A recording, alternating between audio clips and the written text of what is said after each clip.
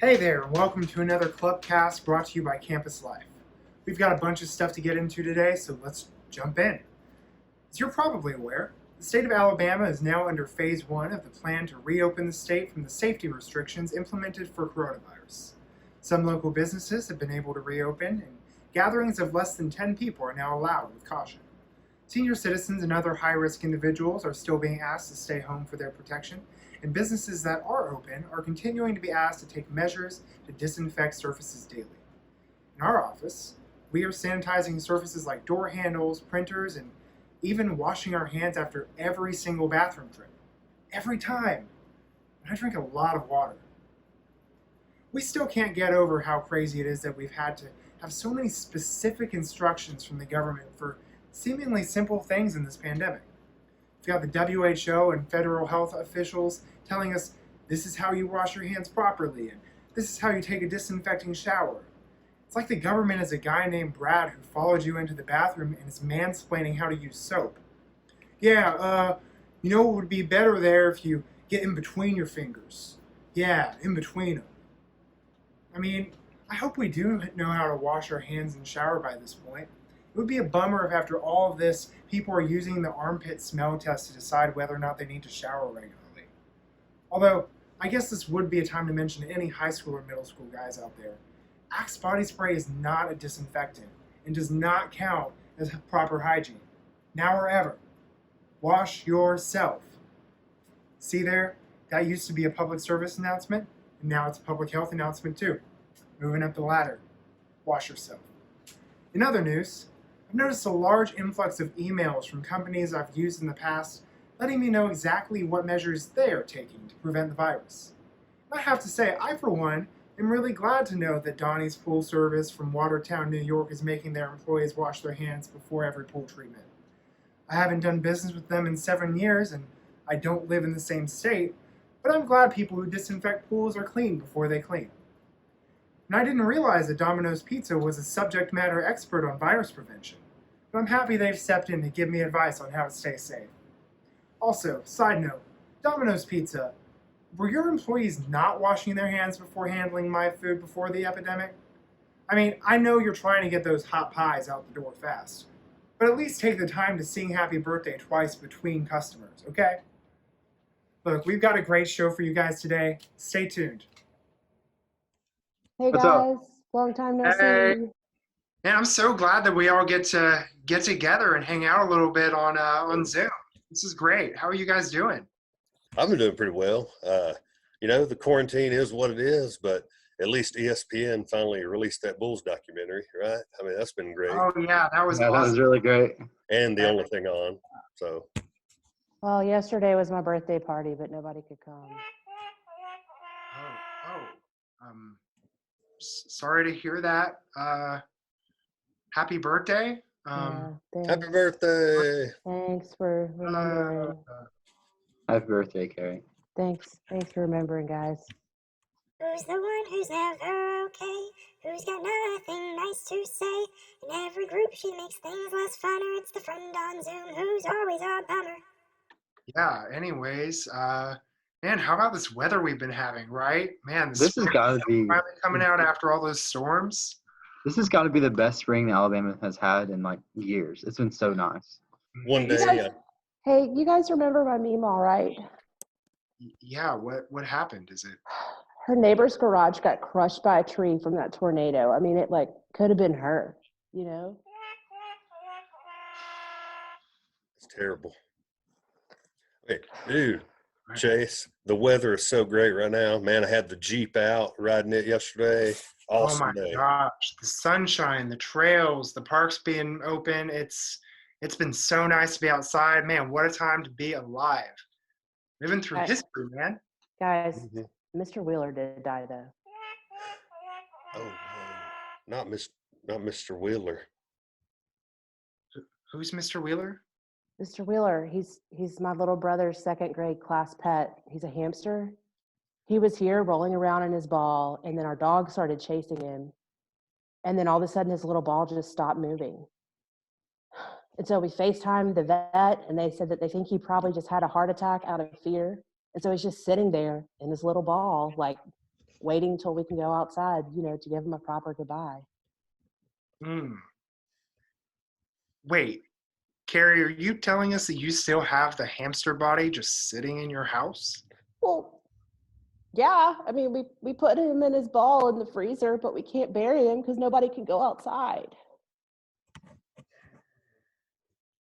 Do you need pallbearers? What?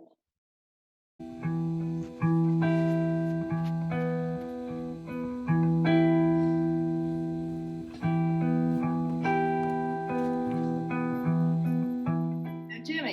Jimmy, now this may be hard to understand, but you had a little accident.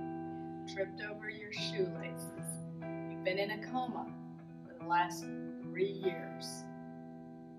The good news is, I think you're going to be okay. We really think you're coming out of it. From what we can tell, you're going to be fine. Wow, that's crazy. Thank you, doctor. Thank you. Hey, Jimmy, no, you're going to have to take it easy. Things are a little different from when you went under. So just calm down, relax, and take it easy, okay? Sounds good, Dr. B. I just can't wait to get back into the world and see some people. Golly, I can go to the movies again, and eat in a restaurant, can hang out with people. It's just gonna be so great. Oh boy.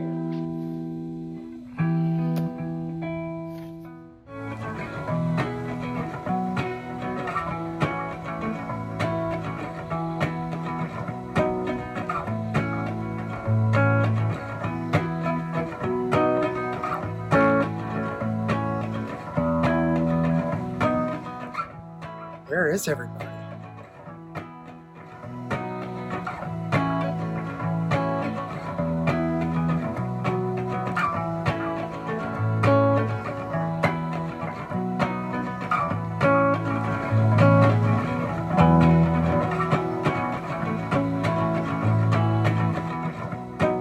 Oh boy, is it great to see another friendly face. Can I shake your hand?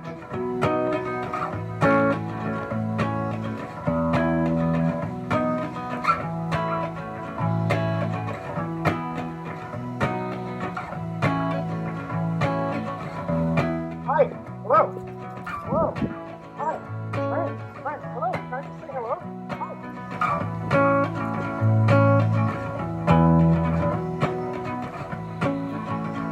Hello. High five. I just don't understand. I just do not understand. What has happened to the world?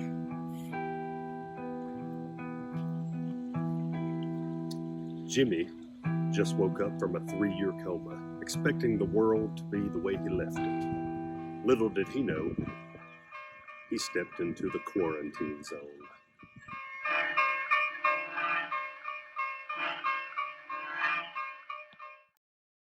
Hey, have you guys seen all these like celebrity online Zoom like musicians putting on concerts and comedians doing stuff and just all this crazy like cool stuff that's just happening and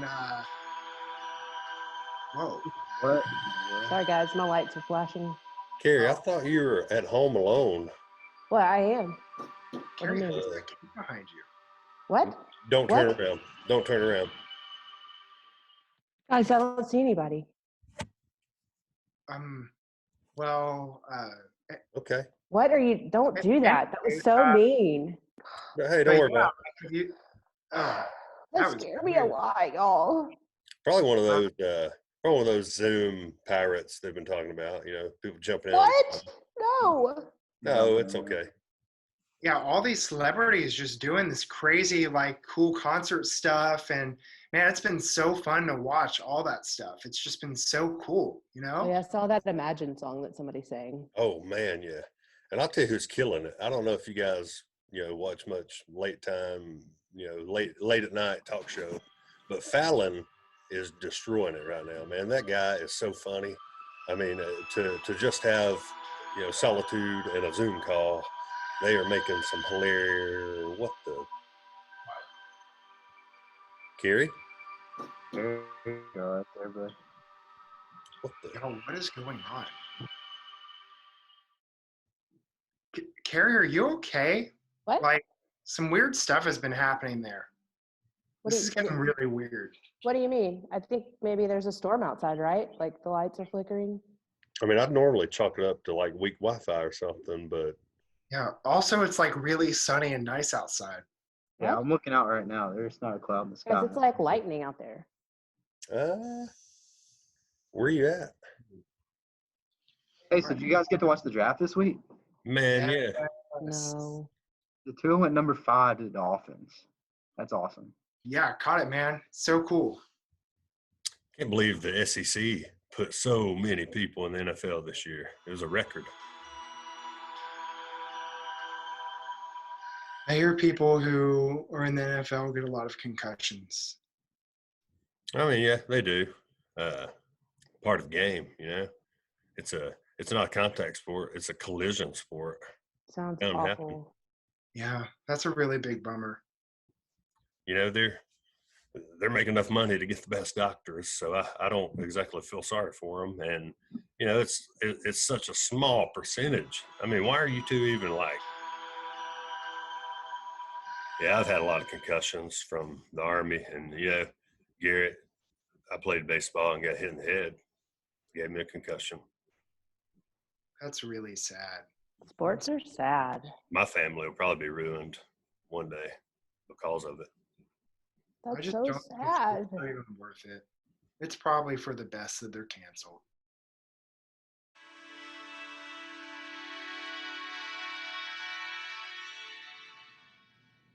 What's up, everybody? Man, it feels good to be back with Campus Life. I haven't been in this environment for a while. I've been missing, for those of you who know me, I've been missing you for a while, and perhaps for those of you who've not seen me before. My name is Romel, man, and I'm just excited to be talking to you today. As I think about just the world and everything that's going on right now, there are a whole lot of us that are going through some difficult times, particularly in my own life. Just a week ago, I lost my father's father, my granddad. That's been tough, but the hard thing is not. I mean, he was older and kind of preparing anyway, and even in conversation, like leaning in that direction. But the hard part is not being able to travel to be where he is and to properly celebrate his life and all of that at the end of his life. He's not having a funeral, and so today they actually had a memorial for him today. It's hard because they live in Chicago. I'm from there originally, but my immediate family lives here now in Alabama. My dad's still there, and we couldn't be there. So he called. My dad called today, and he said, as soon as this dumb coronavirus stuff is over, as soon as the world gets back to some sense of normal and we get like the restrictions removed and can travel, I'm coming to Alabama to see you guys. And he said, you got a new house, and I hadn't seen it face to face. I miss my grandchildren even more than I miss you, which wasn't a shock to me. And then he said, I'm gonna come stay with you. And what's crazy is those words, I wanna come stay with you, caused a myriad of emotions to come through me. The first thought was, I don't know if I'm ready for somebody who's traveling from another state to come and spend extra time with our family, even though he is my dad. But then the next thing that came to mind is, man, there's still some things at my house that are not in order yet. Like I need to make sure that the guest bed is put together right. And just start running things through your mind. And I know that the weird thing about it is my dad is my dad. He knows me. So he knows that my house is not going to be the messiest ever. But he also knows it's not going to be Property Brothers or Chip and Joanna Gaines from HGTV ready, showroom ready either. Yet and still, I know that he knows that, but there was this nervousness about, I want to make sure everything's in order when he comes. And as I was thinking through that whole idea, the way my mind works is when my life goes through any kind of situation or I have a storyline that's playing out, usually a song or some kind of soundtrack, a story, whatever comes in my mind that's similar to what I'm experiencing. And right now, in that moment, thinking through my dad saying he's going to come stay with me, a story did come to mind. It is found in the Bible, in the book of Luke, chapter 19. It's a story of a guy whose name is Zacchaeus. Now, I'll tell you off the top, When my dad said he was coming to stay with us, he said it's not just going to be him. It's going to be my Aunt Sherry, his youngest sister. It's going to be her husband, Chico. Now, Chico's name is Lavelle, but we call him Chico. And to be honest, in my community, especially in my family, nobody goes by their real name anyway. Everybody has a nickname. And so when I read the story about Zacchaeus, I can't keep on saying his name. I got to call him Zach because that's just what we do. And so the story is that Zach, who is a rich guy, he's a tax collector, and he hears that Jesus is about to come through where he is. And Zach, being a short guy, says, man, I want to see him, but there's a crowd of people waiting for him. So I'm going to just climb up this tree, this sycamore tree. I'm going to climb up so that I can get a good view of him when he comes through. I don't know him, but I want to get to know him because, everybody's talking about him. Everybody's waiting on him. So Zach climbs this tree, and lo and behold, Jesus comes through just like everybody said he would. And when he approaches where Zach is, he looks up in the tree and says, Zach. Now, Jesus said Zacchaeus, but Zach, I need you to hurry up and come down. Today, I'm going to come stay at your house. I can imagine, now it doesn't say this, but I can imagine immediately what runs through his mind. If he's anything like me, it was the same thing I thought with my dad. Like, dude, you can't just tell me and spring on me that you're going to come stay with me. Like, there's a whole lot of stuff I need to get in order. And my life, I don't want to bring you into that right now. Give me some time to get things in order. But instead, the story says that Zach came down in a hurry, and he was excited. He greeted Jesus, and of course, we know Jesus stayed at his house. And so the thing that comes to my mind is the story says that Zach didn't know him. Yet when Jesus approaches him, he says, Zacchaeus, I need you to come down, which means he knows me. So if he knows my name, then he knows my fame, meaning he knows how I make a living. I'm a tax collector. And if he knows my fame, then he knows my game, meaning then that the reason why I got rich is like other tax collectors. We skim, we make people pay extra, and we keep it and pocket it ourselves. Yet and still, that Jesus who knows my name and knows my fame and knows my game just told me, come down from the tree because I want to come stay with you. Why would he want to come stay with somebody like me? I don't get it. The truth of the matter is Jesus understood that, okay, Zach, you're in the tree and you finally get to see who I am. But if we're ever going to be in relationship for real and you're going to get to know who I am, I got to come stay with you and we need to be in an intimate relationship. That idea is what I want to ask you guys today. It is, yes, you have mess maybe at home. And when I say home, I don't mean in your house. I mean in your in your house, in your life.